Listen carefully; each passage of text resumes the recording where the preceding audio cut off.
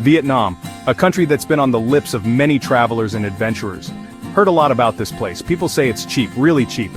But is it just the cost that draws people in? And the food? Oh, the food. They rave about it. From street vendors to small eateries, the flavors are said to be unforgettable. Pho, banh mi, coffee that could wake the dead. Sounds alright, doesn't it? But is it just about the food? But is it all just talk? Is there more to this place than just a culinary adventure?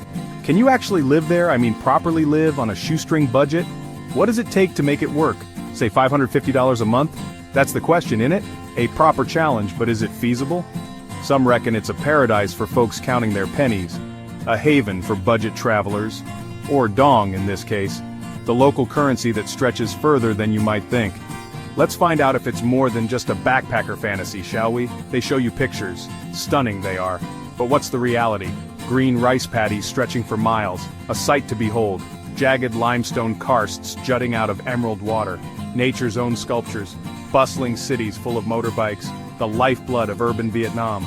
Like a million angry bees, someone said. The chaos and the charm. And ancient temples, all quiet and mysterious. A step back in time. It's a lot to take in. The sights, the sounds, the smells, overwhelming yet captivating. The culture, they say, is vibrant, full of history. Every corner tells a story, full of friendly people apparently, always smiling, genuine warmth, or just good hospitality. Is that true, or just what they put on the postcards? The perfect image versus the real experience? I'm a bit skeptical, me, but also curious. Let's dive in and see what Vietnam truly has to offer. Right, let's talk brass tacks, or rather Vietnamese dong. You might be wondering what exactly your $550 a month can get you in Vietnam. Well, let's break it down. That $550 a month can stretch quite far here. What does it actually get you? First up, a roof over your head. Rent. You won't be getting a palace, mind. But you can find a decent room, or a small studio apartment. These places are often furnished, and come with basic amenities, especially if you're outside the flashy bits of Ho Chi Minh City or Hanoi. The further you are from the city center, the cheaper it gets. Maybe $150 to $250 a month. That's a steal, compared to Western standards. Share a place with someone, and it's even cheaper. Splitting rent can save you a significant amount. Some folks live in homestays. These are great for immersing yourself in the local culture. Get a bit of local life thrown in. You might even pick up some Vietnamese along the way. Not bad, eh? Just don't expect gold taps.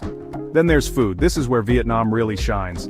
Oh, the food. Street food is your best mate here. A bowl of pho for breakfast, $1, maybe $2, it's hearty and delicious. Banh mi sandwiches? Even less. Delicious. Filling. You can find these everywhere. You could eat out for every meal and still come in under budget. Seriously, the variety is astounding. Local markets are brilliant too. Fresh fruit, vegetables, meat, fish, all cheap as chips. Or cheaper, actually. If you fancy cooking, you can save even more. But why bother when the street food is this good? And this cheap? It's a proper feast every day. Imagine enjoying a variety of dishes without breaking the bank. So your $550 not only covers your rent, but also lets you indulge in some of the best street food in the world. Living in Vietnam on a budget doesn't mean compromising on quality of life. Quite the opposite, actually. It's about enjoying the simple pleasures without the hefty price tag. And that's something truly special. It's a proper feast every day. Living in Vietnam isn't just about cheap noodles and motorbikes, though. It's a proper cultural deep dive. You're surrounded by it. The sights, the sounds, the smells. It's a lot to take in at first.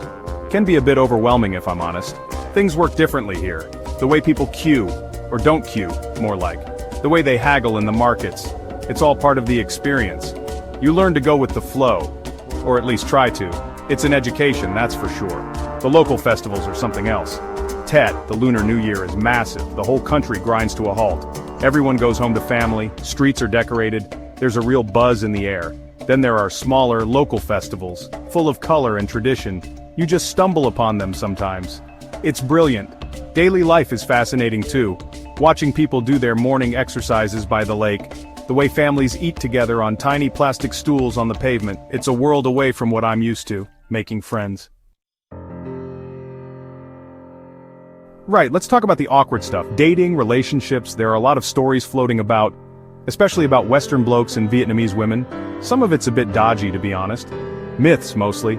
Like all Vietnamese women are just looking for a foreign passport, or that foreign men are only after one thing. It's not that simple. People are people, aren't they? You find good uns and bad uns everywhere. It's no different in Vietnam. You just need to use your head. The reality is, genuine connections happen. Of course they do. People fall in love, build lives together. But there are cultural differences to navigate, big ones sometimes. Family expectations can be huge in Vietnam. Dating might be more traditional than what you're used to. Public displays of affection, not so much. It's about respect, understanding each other's backgrounds, learning to communicate when you don't always share the same first language or the same ideas about how things should be done. It takes patience. Section 5, Real Talk from Real Expats, Stories from the Street. I chatted with a few expats to get their side of the story. Each one had a unique perspective, shaped by their personal experiences and backgrounds. Met this couple, Sarah from Canada and Tuan from Hanoi. Their story is a beautiful blend of cultures and traditions. They've been married for 5 years. Their journey together has been filled with both challenges and joys. Met when she was teaching English. Sarah moved to Vietnam to explore new opportunities and found love unexpectedly. She said the biggest challenge was family expectations at first. Navigating cultural differences was tough, but rewarding. Tuan's parents were a bit wary, but they came around. It took time, but mutual respect and understanding won them over. Now they dote on her. Sarah has become an integral part of their family. She loves the close-knit family vibe, something she missed back home.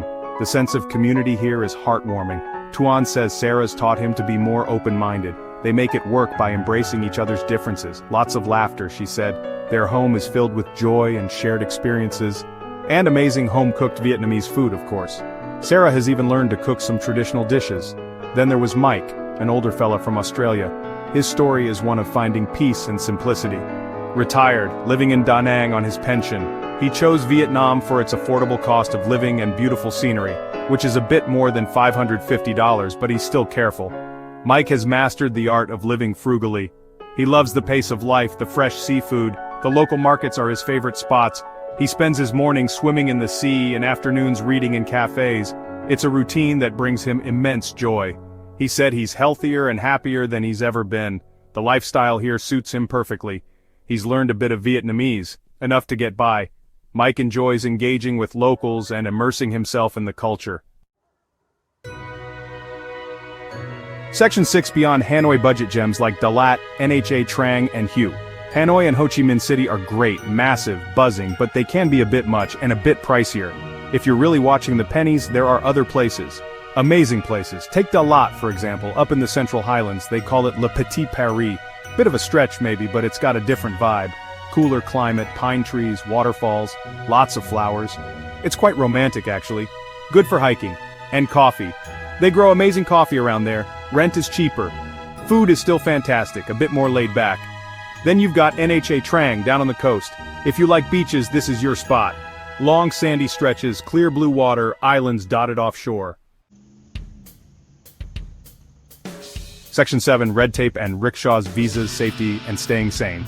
Alright, the boring but important bit. Visas. Can't just rock up and stay forever, unfortunately. Though some days you might want to. Visa rules for Vietnam can be a bit fluid. They change, so always check the latest official information. Don't just listen to some bloke down the pub, or on a dodgy internet forum. Generally you can get a tourist visa, for 1 month, or 3 months. Some nationalities can get visa exemptions for short stays. For longer stays, people do visa runs. Pop over to a neighboring country, get a new visa, come back. It's a faff, but doable. Then there's safety. Vietnam is generally a very safe country. Seriously, violent crime against foreigners is rare, really rare. The biggest thing to watch out for is petty theft. Section 8, just a few words, trying to speak the lingo. Now about the language, Vietnamese. It's tricky. Not gonna lie, it's a tonal language, which means the meaning of a word can change depending on how you say it. Get the tone wrong, and you could be asking for a bowl of chicken soup when you think you're saying hello, or something much ruder. It's a challenge for us Westerners. Our ears aren't really tuned into it, but, and this is a big but, trying to speak even a little bit goes a long, long way. You don't need to be fluent, not at all. Just learning a few basic phrases shows respect. It shows you're making an effort. Xin chào, for hello. Cam on, gamun, for thank you. Bao nhiêu, for how much. Mot, hi, ba, mot, hi, ba, for 1, 2, 3, simple stuff, but it can open doors, get you a smile, maybe even a better price at the market. People appreciate it, they really do.